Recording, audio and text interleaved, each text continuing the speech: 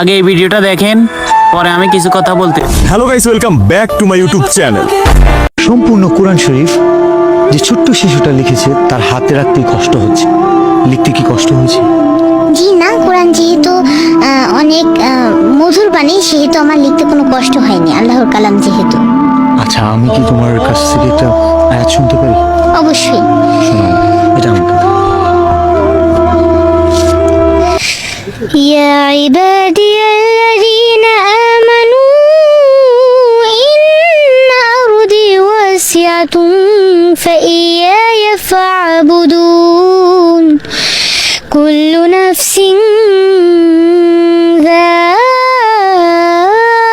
ذائقة الموت كل نفس ذائقة الموت ثم إلينا ترجعون صدق الله العظيم। যেখানে শুধু এই বাণীগুলো পারে এমন না, সে নিজে লিখছে। দেখেন একটু একটু একটা করে পাতি নয়, তুমি নিজের হাতে লিখছে একদম। সবগুলো তোমার হাতে লেখা? জি, সম্পূর্ণ কোরআন শরীফ 30 পারা আমি সম্পূর্ণ নিজে হাতে। আমি আমার ব্যক্তিগত পক্ষ থেকে 1 লক্ষ টাকা দিব।